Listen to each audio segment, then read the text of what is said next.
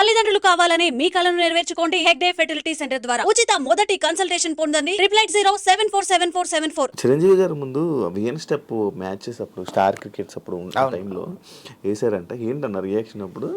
అది నా లైఫ్లో నేను మర్చిపోలేని వన్ ఆఫ్ ది ఇన్సిడెంట్స్. నాకు చిరంజీవి గారు అంటే చాలా ఇష్టం, అందరిలాగే నేను కూడా ఆయనకి విరామని. అయితే క్రికెట్ మ్యాచ్ అవుతుంటే వెంకటేష్ గారికి అనుకుంటా చిన్న ఇంజురీ అయింది. ఇంజురీ అయితే మ్యాచ్ ఆపేశారు. సో మరి ఆడియన్స్ వేల మంది ఉన్నారు అక్కడ గోల్డ్. సో వాళ్ళకి మరి ఎంటర్టైన్ అవ్వాలని చెప్పి పాటలు ప్లే చేశారు. ఆ పాటలు నడుస్తున్నాయి. నేను చిరంజీవి గారి పక్కనే ఉన్నాను, ఆయన పక్కన నుంచి అందరూ అడుగుతున్నారు ఎలా ఉంది ఆయన, వెంకయ్యకి ఎలా ఉంది ఏదో కనుక్కుంటున్నారు. సడన్గా దాయిదైతామా పాట ప్లే అయ్యింది. దాయిదైతామా పాట ఒక్కసారి ఈయన మాట్లాడుతూ సడన్గా ఈ పాట స్టార్ట్ అందరూ ఆడియన్స్ అరిచారు. ఈయన ఒకసారి ఏంటి అరుస్తున్నారంటే దాయిదాం పాట, ఓకే ఓహో ఇందుకా అనేది ఆయన చిన్న ఇలా అంటున్నారు. నేను ఇప్పుడు చిరంజీవి గారు వీణ స్టెప్ వేస్తారు, అసలు చిరంజీవి గారు వీణ స్టెప్ వేస్తుంటే లైవ్లో పక్క నుంచి ఫస్ట్ అతి దగ్గరగా చూస్తున్నాను నేను అన్న ఒక ఎక్సైట్మెంట్లో ఉన్నా.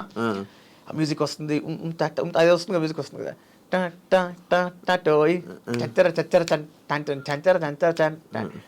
అంటున్న టైంలో నేను ఆయన కోసం ఎదురు చూస్తున్నా. వీణ స్టెప్ వచ్చా సార్, వీణ స్టెప్ వచ్చా సార్, వేసి సార్ ఏ బాయా అని నేను కరెక్ట్గా టైంకి అని వేయంగానే ఎదురుకుంటా ఆడియన్స్ అందరూ ఒక సముద్రం అలా లేచి పడితే ఎలా ఉంటుంది, ఒక్కసారి అలా లేచి పడ్డారు. ఆయన గొప్పతనం ఏంటంటే సమయస్ఫూర్తి. అది అవ్వంగానే వెంటనే నా రెండు భుజాలు పట్టుకుని ఇటు తిప్పి ఇటు చేయన్నారు. బీట్ అయిపోయింది, యాక్చువల్గా బీట్ అయితే అయిపోయింది, but he wanted to justify all four sides.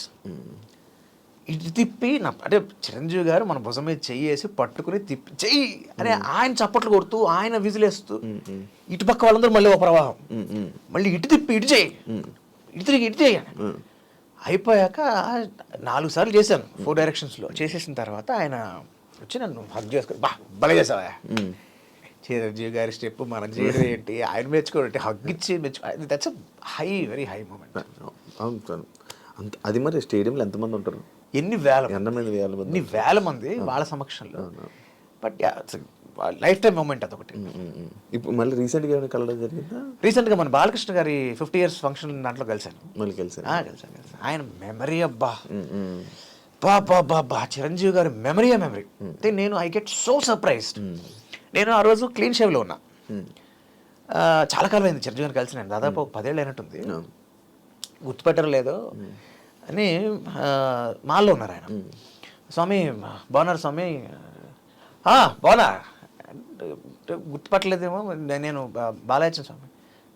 ఏంటి స్వామి, ఏంటి స్వామి, నేను బాలాజీ ఇచ్చా స్వామి, నేను చైల్డ్ ఆర్టిస్ట్, హీరోగా చైల్డ్ ఆర్టిస్ట్ మీ ఇచ్చా. ఏంటి స్వామి అక్కడ మతిమరపు అనుకుంటున్నారా అండి? అలాగే స్వామి, ఊరుకోండి స్వామి, నాకేం తెలీదు, తెలుగు చాలా బాగా మాట్లాడతారు మీరు, కవితలు రాస్తారు, పాటలు పాడతారు, మన ఇంట్లో కూర్చున్నప్పుడు రాష్ట్రం వచ్చినప్పుడు ఎంత బాగా పాడారు పాటలు, మర్చిపోయి అనుకుంటున్నారా? చిరంజీవి గారి ఎప్పుడు వెళ్ళాను ఆయన ఇంటికి, ఎప్పుడు పాటలు పాడారు ఆయన ముందు పాట. ఆయన ఇంట్లో ఆయన క్రికెట్ మ్యాచ్ ముందర, ఈ మ్యాచ్ ముందు రోజు ఆయన ఇంట్లో పార్టీ ఇచ్చారు. సో ఇంటికి వెళ్ళాం. వెళ్ళినప్పుడు ఎవరు నరేష్ అన్నయ్య అనుకుంటా, అల్ల నరేష్ అన్న చెప్పాడు, గాయచ పాటలు రాస్తారు సార్ అంటే. అవునా పాడా 4-5 పాటలు పాడా.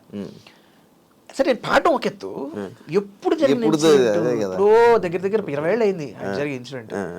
అది ఇంకా ఆయన గుర్తుపెట్టుకున్నారు. అది ఇన్సిడెంట్ గుర్తుపెట్టుకోవడం కాదు, నేను ఆయన సరదాగా చిన్న జోక్ వేశారు చిరంజీవి గారు నాతో. ఏంటి నువ్వు ఇంత బాగా పాడుతున్నావు అయ్యా, నాకు ఇప్పటికి 2 ఏళ్ళు ఉన్నా నా పాడడం రావట్లేదు నాకు అసలు, నేను బొంగురుకొని తీసి పాడితే జనాలు భరించారు నన్ను అని జోక్ వేశారు. జోక్ వేస్తే అయ్యో అదే సార్ బాగా పాడారు సార్, మీరు పడేవారు సార్, బాగా పాడారు, ఊరుకో మొహమాటం చెప్తున్నావు నువ్వు, అయినా నువ్వు 5 ఏళ్ళు ముందు వచ్చినా నేను 5 ఏళ్ళ తర్వాత చాలా ప్రాబ్లం అయిపోయింది తెలుసా, అయ్యో సార్ అలా అనకండి సార్ అంటే. He makes people so comfortable. అంటే ఆయన చిరంజీవి ఒక శిఖరం అబ్బా, మనం ఆయనతో ఉన్నప్పుడు he makes us so comfortable. అరే చిరంజీవితో ఉన్నాం అక్కర్లా అని హీ మేక్స్, ఆయన మన లెవెల్కి వచ్చి మనకి హీ మేక్ అస్ కంఫర్టబుల్. ఆ పరిస్థితిలో ఈ జోక్ వేశారు ఆయన. ఇది ఆయన వేసిన జోకు ఎప్పుడితే 18 ఏళ్ళు అయిపోయింది ఆల్మోస్ట్. ఈ జోక్ రాజారావు దగ్గర ఆయన చెప్తున్నాడు స్టేజ్ మీద. ఏమి ఎన్ని లక్షల కోట్ల మంది కలిసి ఉంటారు ఈ గ్యాప్లో, ఆయన ఎన్ని జోకులు అయ్యి ఉంటాయి. వాట్ ఎ మెమరీ అసలు. ఏది మర్చిపోరా అన్ని. ఎక్స్ట్రాడినరీ. అంటే రైటర్గా కూడా వర్క్ చేశారు. ఏ మూవీ కన్నా స్టార్టింగ్ ఫస్ట్ రైటర్గా? లిరిసిస్ట్గా అయితే మా జయ గారే, ఆవిడే నన్ను లిరిసిస్ట్గా చేసింది ఆవిడ. ఇన్ఫాక్ట్ చంటిగాడప్పుడే నేను అప్పటికి పాటలు రాస్తున్నా. సో ఆవిడే ఉన్నారంటే, ఇన్ఫాక్ట్ చంటిగా టైటిల్ సాంగ్ కూడా రాశాను నేను. కాకపోతే ఆవిడ పాయింట్ ఏంటంటే ఒకేసారి క్లబ్ చేయొద్దు మనం, నేను సెపరేట్గా లిరిసిస్ట్గా కూడా పరిచయం చేస్తానని చెప్పి ఆవిడ తర్వాత సినిమా ప్రేమికులు అనే సినిమాతో లిరిసిస్ట్గా ఆవిడ ఇంట్రడ్యూస్ చేశారనమాట. తర్వాత రెయిన్బోకి రాశాను. రెయిన్బో సినిమాలో మన వీణాయితీ గారి సినిమాకి రాశాను. రాజశేఖర్ గడ్డం గ్యాంగ్కి రాశాను. సో అలా ఒక 10 పాటల దాకా రాశాను. 10 పాటల దాకా రాశాను. మంచి అన్నింటిలో ఉన్నారన్న, మొత్తం అన్ని దాంట్లోని అన్ని రంగాల్లోని ట్రై చేసి ఒక్కొక్కటి ట్రై చేసి వదిలేసారా? డబ్బింగ్ ఆర్టిస్ట్గా ఉన్న వదిలేనా లేదు, అంటే మనకు అవకాశం రావాలే. కానీ ఇప్పుడు నేను పాటలు రాస్తాను తెలిసిన వాళ్ళు అడుగుతాను నన్ను, నా సర్కిల్లోనే నేను పాటలు రాస్తాను తెలిసిన వాళ్ళు ఎప్పుడైనా సినిమా చేసినప్పుడు వాళ్ళు రిఫరెన్స్ ఇస్తారు. ఫర్ ఎగ్జాంపుల్ అవసరం శ్రీనివాస్ గారు ఉన్నారు, నాకు చాలా మంచి మిత్రుడు, చాలా మంచి మనిషి స్వతహాగానే, నాకు చాలా ఇష్టం, ఆయన నేనంటే ఇష్టం, ఆయన కూడా నేను రాసే పాటలు అంటే ఇష్టం. మన సత్యరాజ్ ఇష్టం, రాజేష్ బాబు చాలా ఇష్టం నా పాటలు, ఎంతమందికి రిఫర్ చేశాడు. నేను పాటలు బాగా ఫాస్ట్గా రాస్తానని నా మీద నాకు లేని నమ్మకం ఆయన నా మీద ఉంది. రీసెంట్గా ఏమైనా రాశారు సత్యరాజేష్కి మూవీ? అది రీసెంట్గా ఇంకో సినిమా కూడా వచ్చింది ఈ మధ్య. అవును, ఇప్పుడు వస్తున్నట్టుంది కదా, వస్తున్నట్టుంది. దానికి రాలేదు కానీ అంతకుముందర స్టార్ మేకర్ అనే సినిమా మణిశర్మ గారు మ్యూజిక్ డైరెక్టర్, దానికి రాయించాడు ఎన్నో సందర్భాలు. గడ్డం గ్యాంగ్ కూడా రాజబాబు రెఫరెన్సే. గడ్డం గ్యాంగ్ అయితే అసలు మరీ ఆశ్చర్యం. నేను అప్పటికి ఈ సిఎస్ ప్రిపరేషన్లో ఉన్నా, కాదు సిఏ ఫ్యాకల్టీగా ప్రిపరేషన్లో ఉన్నాను. ఫ్యాకల్టీగా మామూలుగా స్టూడెంట్గా చదవడమే చాలా కష్టం, ఒకళ్ళు టీచ్ చేయాలంటే ఇంకెంత కష్టం అది. చాలా అంత దాంట్లో ఉన్నా. సడన్గా ఒక రోజు ఫోన్ చేశాడు, బావ ఎక్కడున్నారా? ఇంట్లో ఉన్నా బావ. సరే నేను ట్యూన్ పంపిస్తాను, పాట పంపించాను. బావా ఏం మాట్లాడుతున్నా అర్థం ఉందా, అసలు ఏం చేస్తున్నావు అని అడిగావు నువ్వు కనీసం? నేను పనిలో ఉన్నాను, ఒకలే పాట పంపించాను. బావా నేను చాలా సీరియస్ వర్క్లో ఉన్నాను, నా మూడు ఇప్పుడు ఎక్కడ లేదు, నా బుర్ర ఎక్కడ లేదు, దయచేసి ఇప్పుడు నన్ను వద్దు, ఇబ్బంది పెట్టకు. సరే ఓ పని చేయి, ఇంట్లో ఉన్నావు కదా, ఒక అరగంటలో వస్తావు కదా ఫిల్మ్ దగ్గరికి, ఏది నువ్వు రా చెప్తా అన్నాడు. ఎక్కడికి బా, నేను లొకేషన్ పంపిస్తాను అక్కడ వచ్చాయి అన్నాడు. లొకేషన్ పెట్టి వెళ్తే రాజశేఖర్ గారు ఇల్లు, జీవిత గారు కూర్చున్నారు. ఏంటి అది ఇచ్చాను, పాటలు రాస్తావు, నాకు తెలియదు, ఆయుష్ చెప్తే తెలిసింది. ఊరిని దుంపదాకా ఇక్కడ పిలిచేవేంటి స్వామి, నువ్వు నన్ను ఎందుకు పిలిచావు? ఏంటి ఆయన సత్యన్ రాజేష్ చెప్తున్నారు, నువ్వు బాగా రాస్తావంట కదా. అమ్మా అదేం లేదమ్మా, ఏదో బాగా అభిమానం అంతే.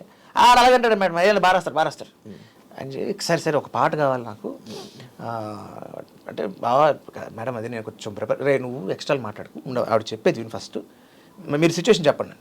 సిచ్యువేషన్ చెప్పింది ఆవిడ. చెప్పిన తర్వాత ఇదిగో ట్యూన్ అది ఇచ్చా, నువ్వు ఎప్పుడు వీలైతే అప్పుడు నాకు ఒక 1 వీక్లో అంటే, మేడం నేను ప్రామిస్ చేయలేను, ఏమనుకోద్దు, నేను వేరే స్పేస్లో ఉన్నాను, వేరే జోన్లో ఉన్నాను, పైగా ఇది కామెడీ సాంగ్ అంటున్నారు అది, సో నేను ట్రై చేస్తాను మేడం, ఏమనుకోవద్దు. అలాగే అమ్మా, సరే అన్నయ్య బాగున్నారు, రాజశేఖర్ గారు బాగున్నారు, అయిపోయింది. పిల్లలు కనిపించారు. నేను అప్పుడు డీడీ కాలనీ ఉండేవాళ్ళం, సో మాకు అరగంట పట్టేది ఫిల్మ్ నుంచి డీడీ కాలనీకి వెళ్ళాను. సీడీ తీసుకుని కార్లో పెడితే, నేను ఎగ్జాక్ట్ ఇచ్చాను ఆనెస్ట్గా చెప్తాను, కార్ ఎక్కి కార్ దిగడానికి అరగంట పట్టింది నాకు. అరగంటలో పాట అయిపోయింది. పాట రాసేది అయిపోయింది పాట. ఆవిడకి వెంటనే ఫోన్ చేసి రాసి పంపిస్తే ఒక్క అక్షరం కరెక్షన్ లేదు. వెంటనే రాజ్బాబుకి ఫోన్ చేస్తే, బావాలు అయిపోయింది, నేను చెప్పాను నువ్వు రాస్తావు, నీకు నాకు లేని నమ్మకం నీకేంటి బావ అసలు ఇది అంటే, అంత ప్రేమిస్తాడు మనిషి. సో అదొక మెమరబుల్ ఇన్సిడెంట్ అనమాట నాకు. ఇప్పుడు ఈ రీసెంట్గా ఏమైనా రాయలేదన్నా? ఈ మధ్య కాలం నేను రాయలే. రీసెంట్గా నార్మల్ సాంగ్స్ రాసుకోవచ్చు కదన్నా. రాసుకుంటా నేను ప్రైవేట్గా 250 పాటలు రాసుకున్నాను. ఉన్నాయి 250 పాటలు నా దగ్గర, 250 రెడీగా. ఇప్పుడు రెడీగా నువ్వు పాడమంటే నేను నాన్ స్టాప్గా 100 పాటలు పాడగలను. 100 పాటలు పాడగలను నాన్ స్టాప్గా, అట్లీస్ట్ 100 పల్లవులు కూడా పాడగలను నాన్ స్టాప్గా. కొత్తవి ప్రైవేట్ సాంగ్స్ అబ్బా 100 ఉన్నాయి. అన్ని you name a genre, you name it. Romance కావాలి, మాస్ కావాలి, ఫన్ కావాలి, ప్యాథోస్ కావాలి, బ్రేకప్ కావాలి, డివోషనల్ కావాలి, ఇన్స్పిరేషనల్ కావాలి, ఎనీథింగ్ రెడీగా ఉన్నాయి. ఎందుకన్నా అవి అన్నీ రాసించో? అవి నన్ను నేను చెప్పుకునే ప్రాసెస్లో రాసుకున్నాను అవి. అంటే నేను ఎప్పుడైతే పాటలు రాయడం స్టార్ట్ చేశానో, ఆబ్వియస్లీ ఎవరైనా స్టార్టింగ్ రాసేటప్పుడు కొంచెం పదాలు చాలా గమ్మత్తుగానే ఉంటాయి. ఇది కాదు, మనం జెన్యున్గా ఒక రెగ్యులర్ రైటర్ లాగా రాయాలి అంటే బాగా ప్రాక్టీస్ చేయాలి అని చెప్పి నేను స్టార్ట్ రైటింగ్ సాంగ్స్. ముందు కవితలు రాసేవాడిని. కవితలు ఒకటి చెప్పడానికి దానికి ఒక ట్యూన్ కట్టి పాటగా చెప్పడానికి చిన్న డిఫరెన్స్ ఉంటుంది, వినసొంపుగా ఉంటుంది ట్యూన్ ఉంటే. ఒక్కసారి ఒక్క ఎగ్జాంపుల్ చెప్పాను. పాట కావాలా, ఎలాంటి పాట కావాలి? కవితగా అదే ఇప్పుడు చెప్పిన ఆ ట్యూన్. పండు వెన్నెలమ్మలోని అందము, నిండు చందమామల అరవిందము, రెండు వెండి మబ్బుల్లాంటి బుగ్గలు, బొండు మల్లెల్లాంటి కన్నెపిల్ల సిగ్గులు, నా గుండెల్లోన పూయించేను ప్రేమ మొగ్గలు. కవిత. పాట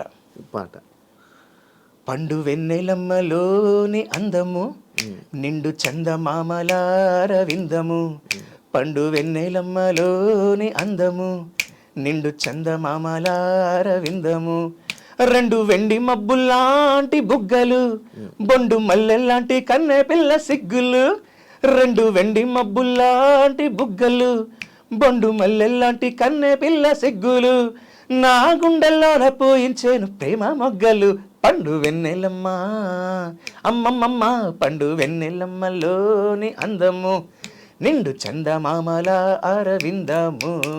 యా, ఇది మీ పర్సనల్గా నా పర్సనల్ పాట ఇది. సో నువ్వు ఎర్ర రంగు చీరా గట్టి, రంగు రంగుల బ్లౌజు చుట్టి, టింగు రంగమంటూ పోతుంటే, నీ సింగారాలు కావాలంటూ గింగీరాలు తిరుగుకుంటూ వంగి వంగి వస్తా నీ వెంటే, నువ్వు తెల్లని తుళ్ళని అల్లరి పిల్లవి, చల్లని మనసుండే జాబిల్లివి, ఇల్లా నాపై కన్నులు ఎర్రన చెయ్యాలా, నేను పిలచిన పలకవు ఉలకవు కులకవు, వలచిన వలపుల చిలకవు, నాతో తగువ మగువ దిగవా అలకల ఉయ్యాల, నన్ను మన్నించి వన్నించి లవ్వైనా చూపాల, పండు వెన్నెలమ్మ. ఇన్నున్నాయన్నా, ఈ లిరిక్ అమ్మో అదిరిపోయింది. ఇది సూపర్ అన్న.